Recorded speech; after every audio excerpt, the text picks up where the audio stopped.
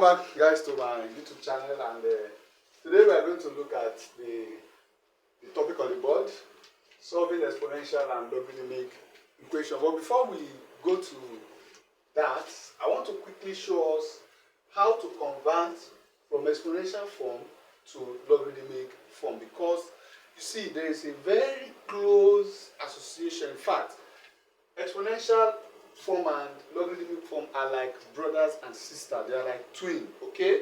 So where you have, in any given expression where you have, whether it is logarithmic, embedded in it is the exponential form, because at the point in solving the logarithmic function or equation, you are going to find out that there is a need for you to actually apply exponential form to solve it, or rule to solve to get your final answer. So we're going to look at this today, how to convert from exponential form to logarithm form. So before we do that, please, if you are new to my channel, consider subscribing, turn on the notification bell, and also like my video. If you are returning subscribers, I also encourage you to like my video, turn on the notification bell, and also give me a comment. Well, that said, let's look at what we have for today. Okay, so how do you convert from exponential form to logarithmic form? Very easy. What you need to do is to first of all identify some key components of each function. Okay, now here we have number. There are three things we need to identify: number, base, and then the exponent. Once you are able to identify these three key components of any given exponential function, then you are good to go. So what you just need to do is to say, okay, which one is the number? Usually the one written independently without it having a power is called the number. So here is the number. You can call this one n. That's the number. Then the base is on the left, okay, which is, I can call this b. That's the base. And then of course this is the exponent, because I said this is the number. So once you're able to identify these three key components, then you are good to go. So what you just need to do is to say the logarithm of the number. Let me give you the formula. The logarithm of the number, log of the number, then to the base, log of the number to base, equal to the index, will be equal to the index. So please write this formula down. The log of the number to the base equal to the index or exponent. You can call this exponent. Exponent. So with this, we can conveniently convert each of these to logarithm form. So let's look at the first one. It's going to be log of the number. The number is p, so it's going to be log p to base a equal to the exponent x. So we have got that done. That's number one. Number two. Here the number is q, so it's going to be using our formula, logarithm of q to the base. The base this time is still a. Then of course to power x plus n. Then we move over to the third. So once you use this formula, the logarithm of the number to the base equal to the index or the exponent. So from here we have the logarithm. So which one now is the number? You can see there's a switch. Okay, the number is actually 1 over 81. You have log 1 over 81 to the base of 1/3, and of course you have a q. Then finally we have the logarithm of the number. The number here is 64. Logarithm of the number, so the number is 64 to the base y equal to 6. So this is how you convert from index form to logarithmic form. You can also, in the same way, convert back convert back from logarithm form to exponent form. How do you do that? What we just need to do is to say the base to this. So you have base to the power of the result equal to the number. The base, power of the result, everything combined will give us the number. So this is another one from converting from logarithmic to index form. This one is from converting from exponent or index form to logarithmic form. Okay? So for example now, if we decide to convert this, it's going to be the base to the power, which is the result now. The base to the result, then will give us this, p.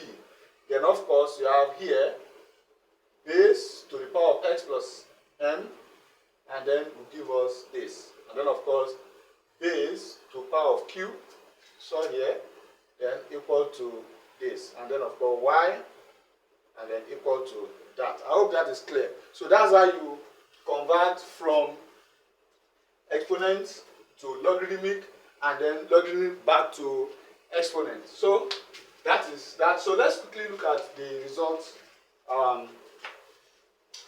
The solving exponential and logarithmic equation. So I'm going to rub off all of this.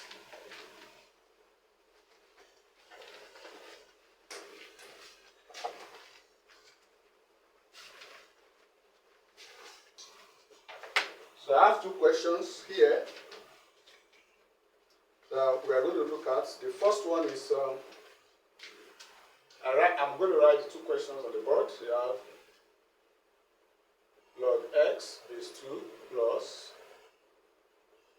logarithm of x minus 2 base 2 equal to 3. Then the second question will be e to the power of 4x plus 4e to the power of 2x minus 21 equal to 0. So we're going to solve the two questions now. So the first one is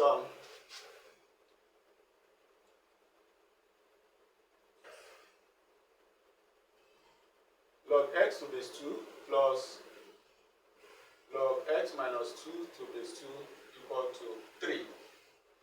So to solve this, we simply apply the first law of first law of logarithm. Pardon me for that. So apply the first law of logarithm. So there's a video I made in my previous class on the operating laws of logarithm. So that video is appearing at the top right hand corner. So please make sure you watch it, because it's going to come in handy here. So what we need to do is the first law of indices says that if I have log mn to base a log, okay, let me put it this way. This law says if I have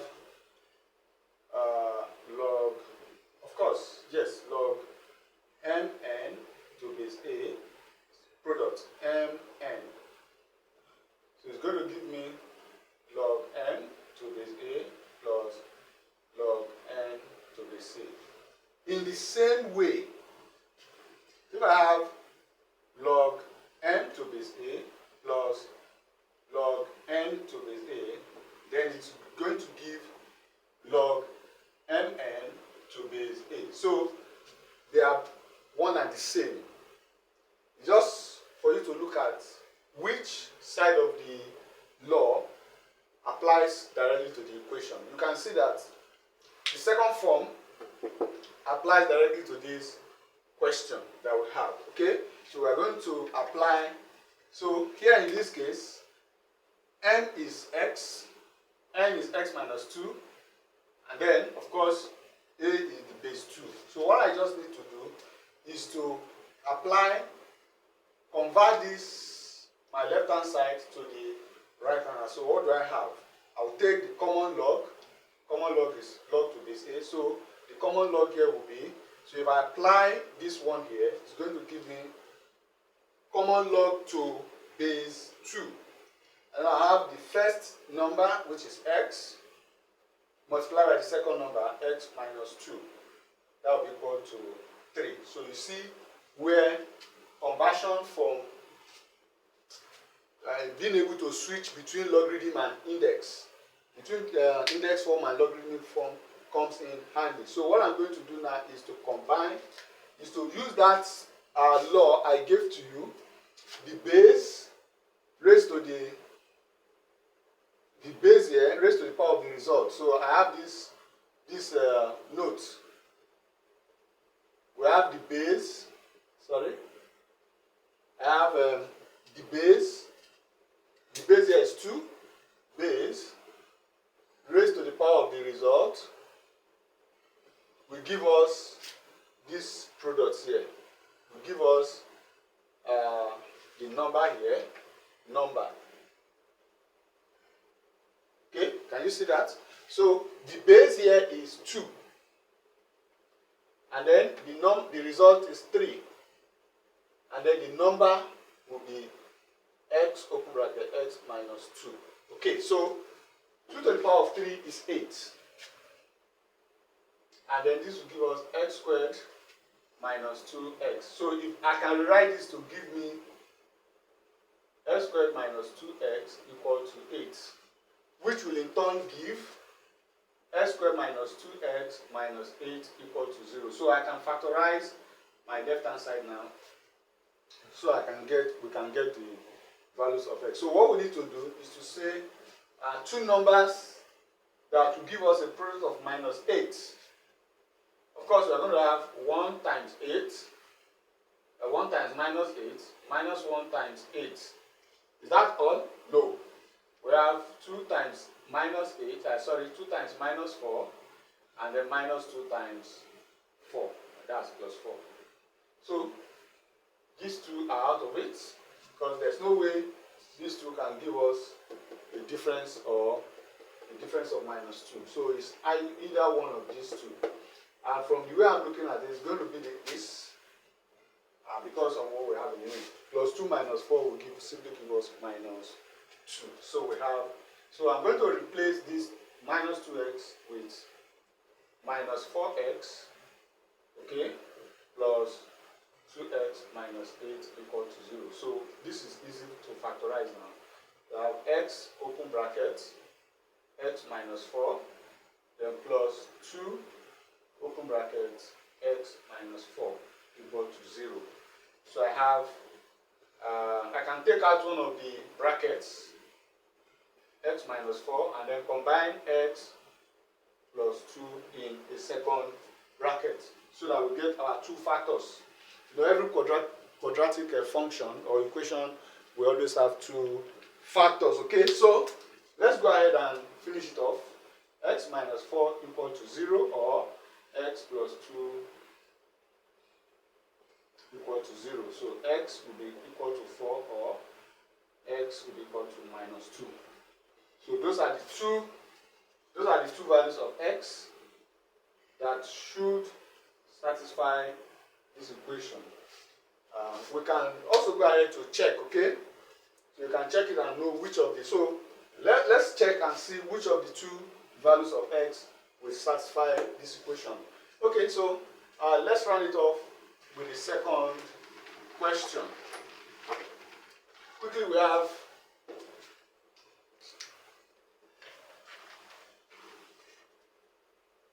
e to the power of 4x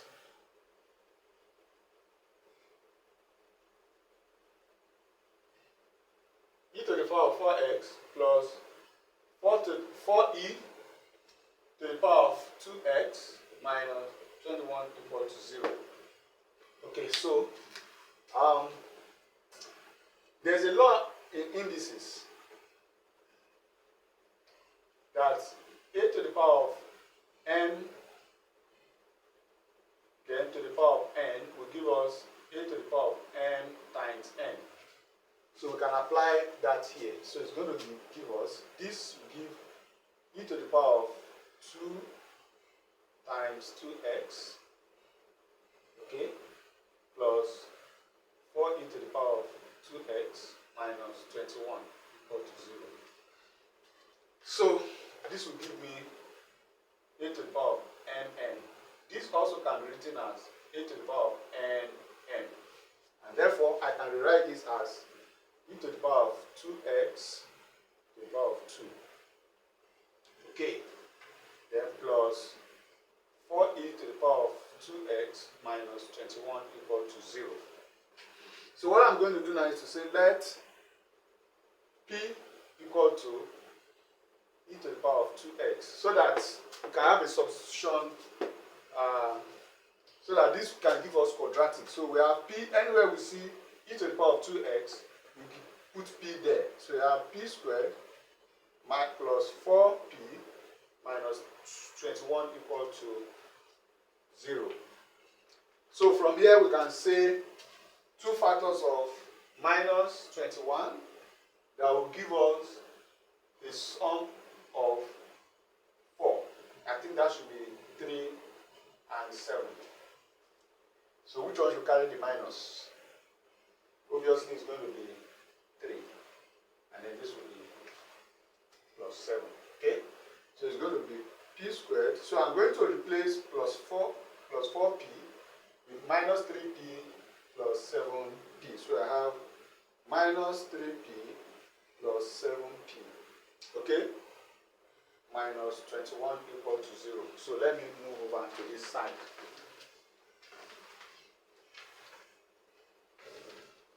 So from this end here, I have p, open bracket, p minus 3, p, open bracket, p minus 3 plus 7, open bracket, p minus 3 equal to 0. So I combine p minus 3. It could also be p plus 7. Okay, any one of it. You have p plus 7 equal to 0. So you have p minus 3 equal to 0, or p plus 7 equal to 0. So this will give me p equal to 3 or equal to minus 7. So now don't forget that what we need to find is e. We need to find e, because we've said that p should be equal to e to the power of 2x. So what we need to do is to say when for p equal to 3, this is case 1. For p equals to 3, so we are going to have e to the power of 2x equal to 3. So to solve this we need to take the natural log of both sides, because we have e. So we take natural log. Natural log of e to the power of 2x equal to natural log of 3. So now, because once you take natural log, this one becomes 1. So what we have is 2x. But let's do it the normal way, which is that this 2x will move over to this side. So you have 2x natural log of e equal to natural log of 3. So this becomes 1. So you have 2x equal to natural log of 3. So x will give us natural log of 3 over 2. So we can find the solution equal to that. Then we have case 2. Case 2. Case 2. Once we have p equal to minus 7. So if p is equal to minus 7, it means that e to the power of 2x equal to minus 7. And then we have natural log of e to the power of 2x equal to natural log of minus 7. Then of course, here I'm going to have 2x natural log of e equals to natural log of minus 7. So this will give me 2x equal to natural log of minus 7. So how do we find the natural log of minus 7? I'm going to use my calculator to get that and see if there is a value or not. Okay, so let's quickly make use of our calculator here. See, natural log of minus 7. That is an error. I thought as much. So this will not fly. Rejected. So, of course, natural log of, let's find the natural log of 3. That will give us 1.0986 divided by 2. Divided by 2.